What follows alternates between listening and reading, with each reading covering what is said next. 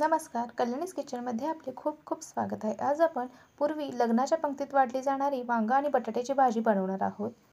यामध्ये आपण कुठलेही वाटण-घाटण न करता, कुठलेही जास्त मसाल्यांचा वापर न करता अगदी पंक्तीत मिळते तशाच अप्रतिम चवीची भाजी बनवलेली आहे. चला तर मग आपण लगेचच रेसिपीला सुरुवात करूयात.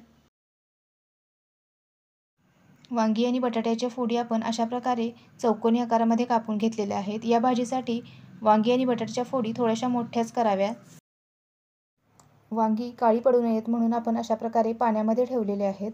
पाण्यामध्ये 1 चमचाभर मीठ घातलेलं आहे आणि बटाटा अशा प्रकारे पाण्यामध्ये ठेवल्यामुळे त्यामधील स्टार्च कमी होऊन आपला बटाटा अजिबात चिकट होणार नाही आणि भाजी देखील अगदी व्यवस्थित सुटसुटीत होते.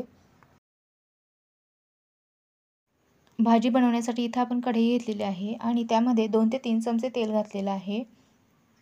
तेल छान असं गरम झालं की आता त्यामध्ये आपण अगदी बारीक चिरलेला कांदा घालूयात. इथं आपण कांदा अगदी व्यवस्थित 1 मिनिटभर परतून घेणार आहोत. इथं तुम्ही पहा 1 मिनिटभरानंतर कांदा छान असा ट्रान्सपरंट झालेला आहे, थोडासा सॉफ्ट झालेला आहे. आता यामध्ये आपण 1 चमचा जिरे घालूयात.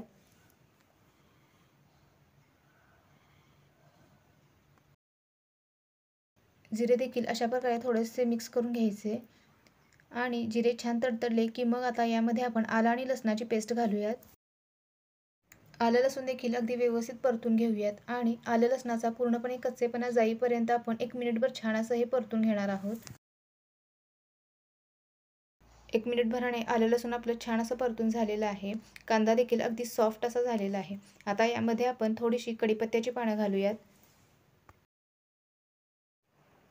कढीपत्ता देखील छान सुगंध येईपर्यंत आपण परतून घेणार आहोत.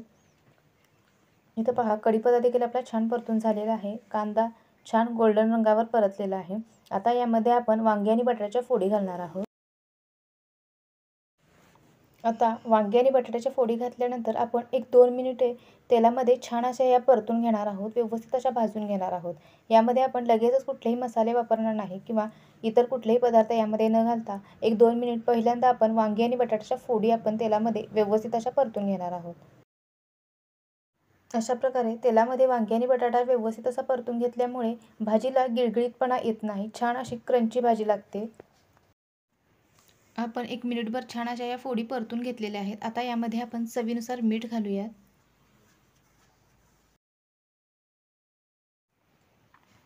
आणि लगेचच आता यामध्ये आपण लाल तिखट घालणार आहोत. इथं मी मोठे 2 चमचे लाल तिखट वापरलेलं आहे. तुम्ही तुमच्या आवडीनुसार घालू शकता. आणि परत आपण हे लाल तिखट देखील तेलामध्ये एक 25 ते 30 सेकंद छान असं परतून घेणार आहोत की ज्यामुळे आपल्या भाजीला रंग छान येतो.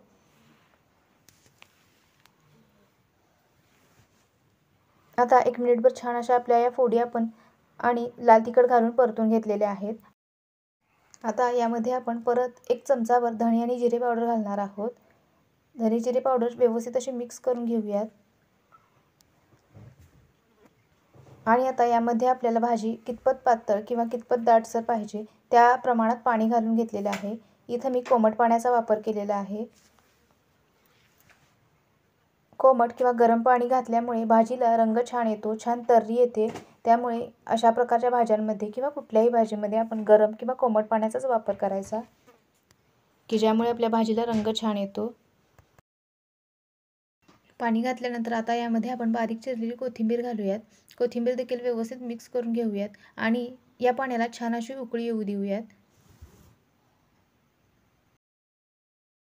इथं पहा 1-2 ते 3 मिनिटांनी पाण्याला छान अशी उकळी आलेली आहे. आता यामध्ये आपण मोठे 2 चमचे शेंगदाण्याचा कूट घातलेला आहे. यामुळे आपली भाजी छान एकसंध होईल आणि भाजीला छान असा दाटसरपणा येईल. आता ही भाजी आपण अगदी 6 ते 7 मिनिटे छान अशी शिजवून घेणार आहोत. भाजी छान शिजण्यासाठी आता यावर आपण झाकण लावूयात आणि ही भाजी आपण अगदी व्यवस्थित अशी शिजवून घेऊयात. इथं पहा 3 ते 4 मिनिटांनी मी झाकण उघडलेलं आहे. आपली भाजी छान अशी शिजत आहे. आता इथून या भाजीवर आपण झाकण न लावता अगदी 6-7 मिनिटे इथून पुढे आपण ही भाजी शिजवून घेणार आहोत. अशा प्रकारच्या भाज्या ज्या पूर्वी लग्नाच्या पंक्तीमध्ये वाढल्या जायच्या त्यामध्ये काही मोजकेच पदार्थ म्हणजे जे घरात उपलब्ध असतील त्या पदार्थामध्येच काही भाज्या बनवल्या जायच्या. त्यामुळे त्या भाज्या चवीला अप्रतिम अशा लागायच्या आणि ज्या काही वांगी किंवा बटाटा या भाज्या साध्या आणि सोप्या पद्धतीने जर बनवल्या खूप जास्त मसाला न घालता तर त्या चवीला खूप छान लागतात. परत एक 6 ते 7 मिनिटे आपण ही भाजी शिजवून घेतलेली आहे. तुम्ही पाहू शकता भाजीला छान असा रंग आलेला आहे. बटाटा आणि वांगी खूप छान सॉफ्ट झालेले आहेत. अगदी खूप जास्त गाळ न शिजवता ही भाजी थोडीशी क्रंची शिजवायची.